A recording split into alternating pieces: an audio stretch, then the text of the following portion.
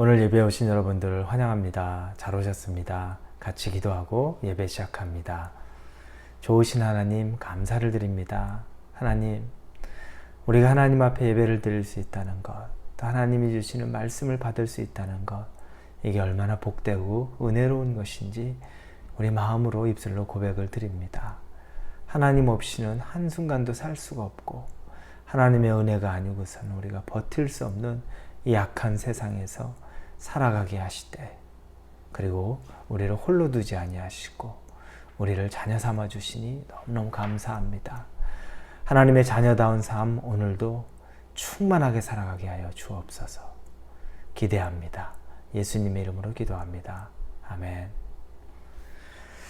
하나님이 우리에게 오늘 주시는 말씀은 베드로후서 2장 1절에서 8절까지의 말씀입니다. 베드로후서입니다. 베드로후서 2장 1절에서 8절의 말씀입니다. 베드로후서 2장 1절에서 8절, 우리 찾으셨으면 1절부터 같이 읽겠습니다.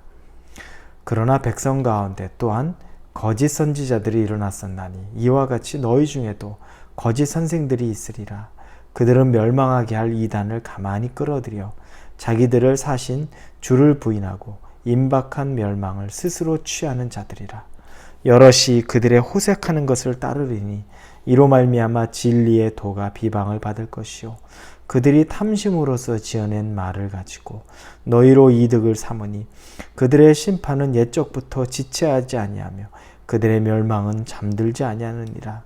하나님이 범죄한 천사들을 용서하지 아니하시고 지옥에 던져 어두운 구덩이에 두어 심판 때까지 지키게 하셨으며 옛 세상을 용서하지 아니하시고 오직 의를 전파하는 노아와 그 7 식구를 보존하시고 경건하지 아니한 자들의 세상에 홍수를 내리셨으며 소돔과 고모라 성을 멸망하기로 정하여 재가 되게 하사 후세에 경건하지 아니할 자들에게 본을 삼으셨으며 무법한 자들의 음란한 행실로 말미암아 고통당하는 의로운 롯을 건지셨으니 이는 이 의인이 그들 중에 거하여 날마다 저 불법한 행실을 보고 들으므로 그 이로운 심령이 상함이라.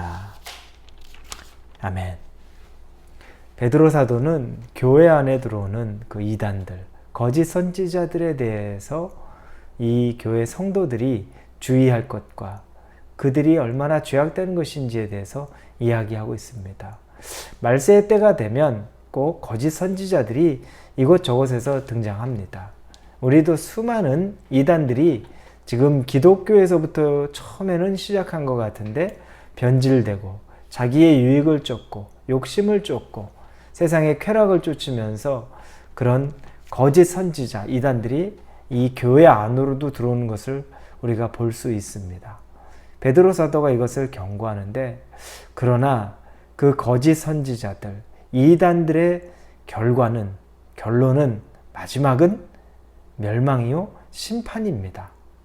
여러분, 하나님은 그들을 심판한다고 말합니다. 그들을 징계한다고 이야기하지 않습니다.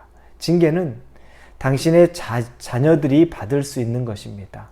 자녀이기 때문에 혼나는 것, 다시 뜻을 돌이키게 하고 가르치고 훈육하는 것이 징계라면 그들에게 임하는 심판은 그게 최종적인 결정입니다. 더 이상 그들이 징계를 받음으로, 아니 심판을 받음으로 돌이킬 수 있는 것이 아니라 그것이 끝이 난다는 겁니다. 그래서 믿는 자녀와 믿지 않는 자의 차이가 이 심판과 징계로 아주 명확하게 구분되는 것을 볼 수가 있습니다.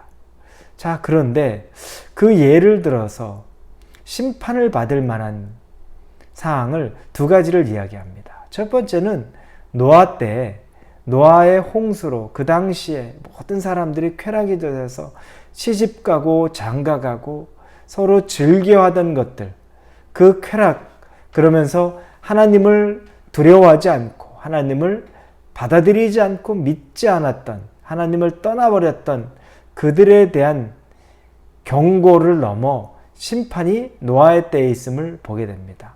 오늘 본문의 5절에 보니까 옛 세상을 용서하지 아니하시고 오직 의를 전파하는 노아와 그 7 식구를 보존하고 경건하지 아니한 자들을 세상 홍수에 내리셨으며, 노아를 포함한 8가족만 남겨놓고는 다 쓸어버리셨던 것, 심판하셨던 것이 한 예입니다. 하나님이 심판하기로 작정하시면 정말 미련 없는 아주 두려운 모습을 봅니다. 그래서 여러분, 우리는 구원받아 감사하지만 아직 구원받지 못한 우리 가족이나 우리 주변의 친지들을 생각하면 정말 마음 급한 마음으로 우리가 전도해야 되고, 그들이 하나님의 구원의 그늘 안에 들어올 수 있도록 우리가 권면하고 기도해야 되는 이유가 바로 거기에 있습니다. 심판이 얼마나 두려운 것, 그러면서도 하나님께서 이 때를 마지막까지 기다리시지만 작정하셨다면, 이제 심판을 멸하기로 하나님께서 마음에 작정하셨다면 그때는 정말 두려운 일이 생길 수밖에 없는 겁니다. 이 노아의 예를 한 예로 듭니다. 또 하나는 소돔과 고모라를 이야기합니다.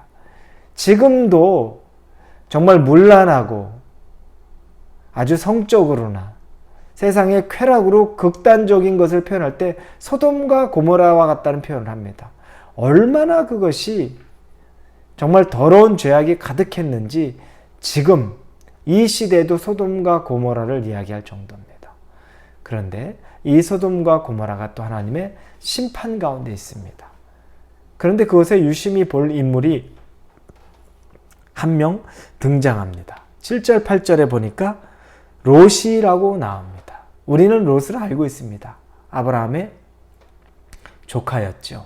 아브라함과 같이 지내고 생활하다가 롯은 아브라함도 가축이 많아지고 롯도 가축이 많아지면서 서로 같이 있을 수 없는 상황이 되어 그때 다른 방향으로 흩어졌던 바로 롯입니다. 그런데 오늘 본문에서 이 롯을 의로운 롯, 7절에 보니까 그렇게 말합니다. 의로운 롯. 그리고 8절에는 이 의인이, 롯이 의롭다, 롯이 의인이다. 좀 생소하지 않습니까? 롯을 보면 아브라함과 자기의 삼촌과 헤어질 때 아브라함은 조카에게 먼저 선택권을 주었습니다. 그럼 조카가 선택하면 조카의 반대 방향으로 어디든 갈 마음이 있었습니다. 근데 롯이 보니까 자기 눈에 보기 좋았던 것이 소돔과 고모라 땅이었죠. 그것은 아주 번화했고 물도 있었고 살면 너무너무 좋아 보였던 그런 곳이 소돔과 고모라입니다. 롯이 삼촌이 선택하라고 했는데 그 선택, 소돔과 고모라 선택 안 하면 후회할 것 같아서 덥석 그곳을 선택합니다. 의롭다고 말할 수 있겠습니까? 눈에 보기 좋은 대로, 자기 마음이 가고 싶은 대로 평안해 보였고 아주 재밌어 보였고 너무 좋아 보였던 그런 곳으로 여기고 그곳을 선택했습니다. 롯은 의인과는 좀 거리가 멀어 보입니다. 그런데 하나님은 그를 의롭다, 의인이다 라고 이야기합니다. 왜 그럴까? 곰곰이 제가 생각을 해봤습니다. 그랬더니 이 말씀 속에 힌트가 있습니다. 7절에 보니까 무법한 자들의 음란한 행실로 말미암아 고통당하는 의로운 롯을 건지셨으니, 그리고 8절에 날마다 저 불법한 행실을 보고 들음으로 그 의로운 심령이 상함이라. 롯이 그곳에 있으면서 처음에는 좋아 보였다, 저기 가면 즐겁겠다 갔는데 막상 그곳에 있으면서 마음이, 심령이 괴로운 거였습니다. 그들의 음란한 행실을 보면서 마음이 괴롭고 고통을 당하는 느낌을 7절에 말하고 8절에서는 불법한 행실을 보고 들음으로 그로 심령이 상했다고 나옵니다. 그럼 이 증거가 뭘 말할까요? 이게 뭘 의미하는 걸까요?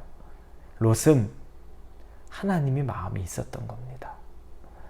하나님을 마음에 품지 않은 자는 이런 마음이 들 수가 없습니다.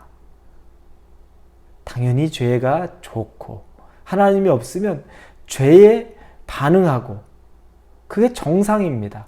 그런데 롯은 우리가 볼 때 쾌락을 쫓아 소돔과 고모라 간 것 같은데 막상 그 안에서는 하나님에 대한 경외하는 마음이 있었던 겁니다. 그래서 그걸 누리지도 못하고 즐기지도 못하고 죄와 씨름하고 있었던 겁니다. 하나님은 그 모습을 보며 롯을 의롭다고 여겼던 겁니다.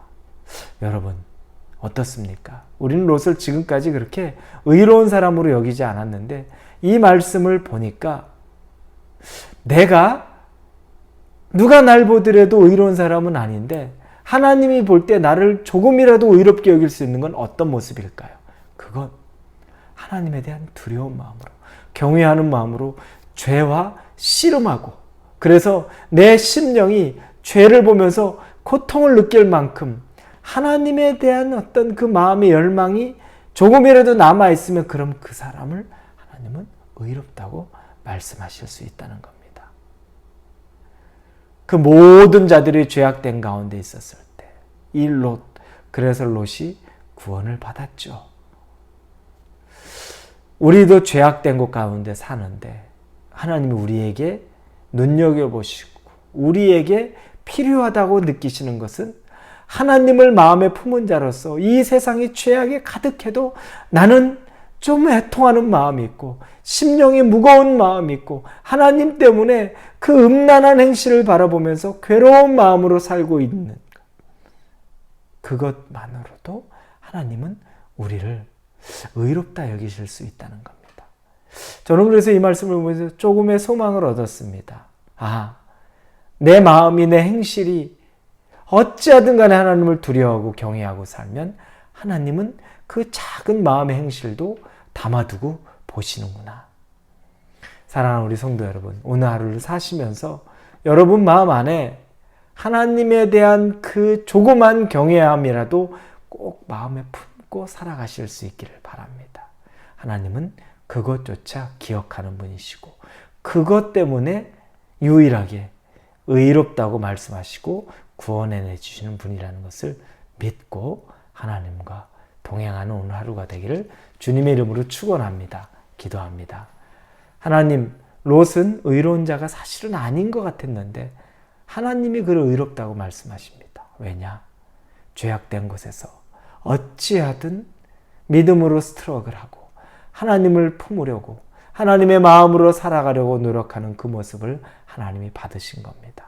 우리도 이 죄악된 세상에서 그냥 다 그런 거지라고 우리 자신을 그냥 포기하고 내려놓고 세상에 즐거움에 우리가 참여하는 것이 아니라 어떻게 하든 하나님이 기뻐하는 것만 바라보면서 살아갈 수 있는 마음을 주신다면, 우리가 살아간다면 의롭다는 칭함을 하나님으로 받을 수 있다는 것을 보고 용기를 얻습니다. 오늘 하루 우리와 동행해 주옵소서. 예수님의 이름으로 기도합니다. 아멘.